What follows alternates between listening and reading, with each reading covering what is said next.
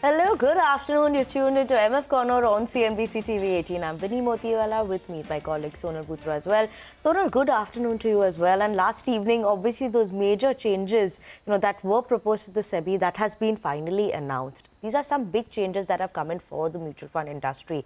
What are these changes? What does it mean as well for investors? We'll talk about all of that. But first, let's understand what these changes are, and let's go across to Surbhi to give us those details. Well, thank you for that. Yes, finally, after 3 decades, the market regulator has overhauled mutual fund regulations. The last ones were in 1996, and now we are virtually in 2026. Now, what has happened?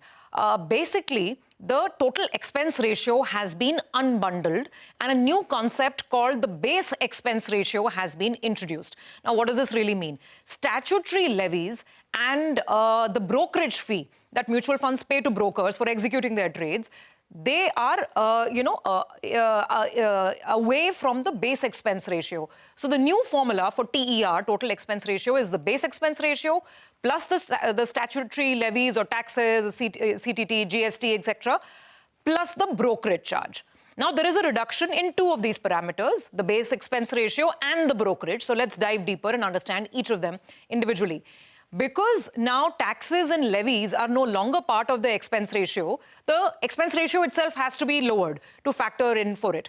And therefore, SEBI has gradually reduced the base expense ratio across schemes, close-ended funds, open-ended funds, equity funds, non-equity funds. But what's important to note here is that the reduction in the expense ratio is less onerous than what the market had feared earlier. And this is especially true for large-size funds, funds which have an AUM of more than 2,000 crores. In any case, the way the regulations have always been, expense ratios reduce as the size of the fund increases. But now for large funds, the good news is that the cut is not 15 basis points, as was being proposed in October. The cut is just about 10 basis points. So that's as far as the expense ratios is concerned, the base expense ratio. The other big part of this regulation is the brokerage fee, the amount that mutual funds are paying to stockbrokers to execute, whether they're derivative trades or they're cash market trades. Now, here also there is good news for brokers, especially because the reduction is not as severe as what was being proposed in October. So at a net level, earlier, mutual funds could pay up to 8.59 basis points. Now that cap has been reduced to 6 basis points. It's still a hit for brokers, but it's not as bad as the 2 basis points that was being proposed in the old consultation paper. And for the derivative trades, this has been capped from 5 basis points to 2 basis points. In a nutshell, SEBI seems to have walked some sort of a middle ground. It has given large funds what it wanted, not a very severe reduction in the expense ratio. It has given brokers some relief by not reducing the brokerage fee too much, and it has definitely given investors plenty of delight, more transparency, and a complete understanding of what we are paying as expenses when it comes to our mutual funds.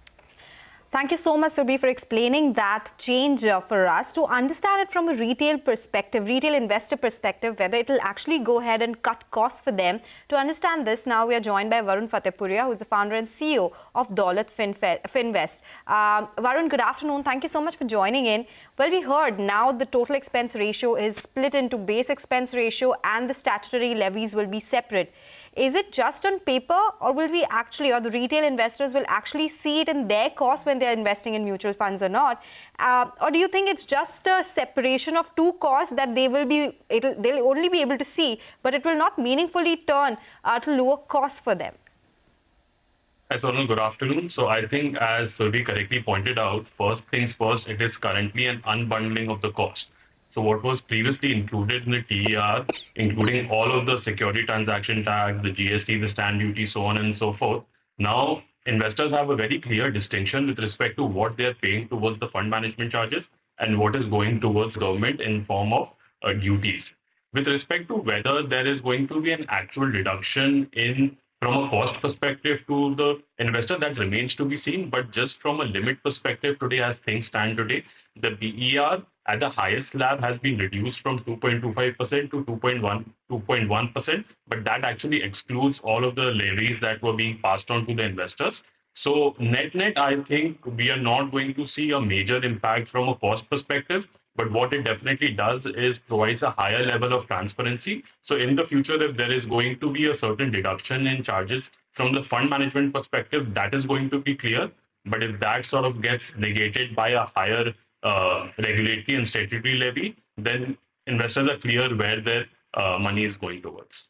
Okay, so that's a clear demarcation in terms of where we may see changes coming in terms of the cost going forward as an investor. Varun, good afternoon. But obviously the other change is that brokerage cap is also coming, right, for these AMCs. Now, will that in any sort of a way make a difference on the investor side as well? Do you think that's something that could be passed on to the investor? So I think previously what SEBI had made it very clear that when you're paying a certain amount of fund management charges, the brokerage charges were already being accounted for in the scheme itself when the AMCs were actually making use of the services being provided by the brokers. Now, since there is a hard cap on what the brokerage could be, so on the cash market transactions, it's closer to 6 basis points, and on the derivative transaction, it is closer to 2 basis points. So SEBI is effectively telling is, hey, we need to sort of look more deeper and make sure there is no double charging of charges. And to that effect, that has been capped. So yes, I think initially when the regulation paper came out, there was a big impact on the brokers. But today, as we see the regulations coming a bit more clearer, most of the AMC stock are up. And correspondingly, I think brokerage is also not expecting a major impact to the earnings. So vis-a-vis, I think we are not going to see a huge impact on the investor side as well.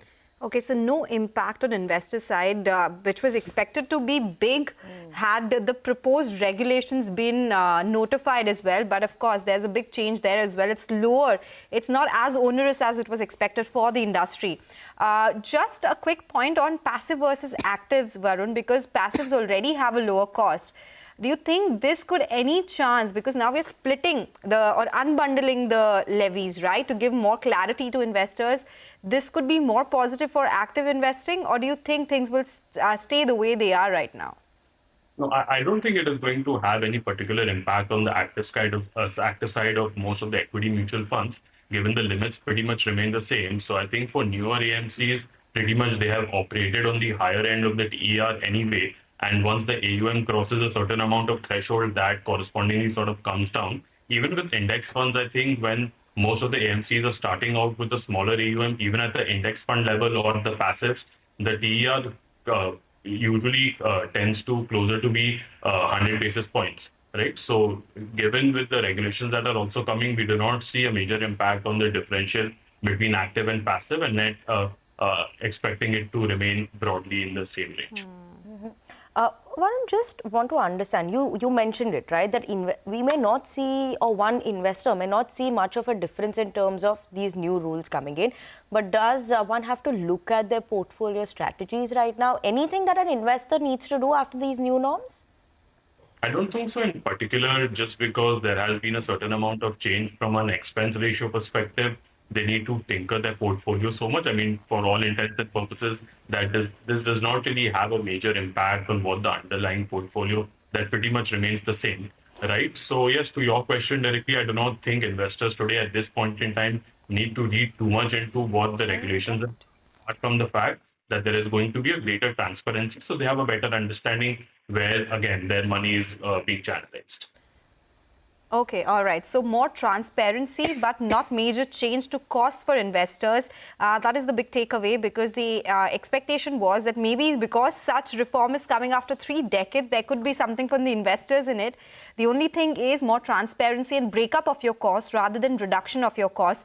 So that's an important analysis of the big change that has come by in the total expense ratio, which has been announced by SEBI last evening.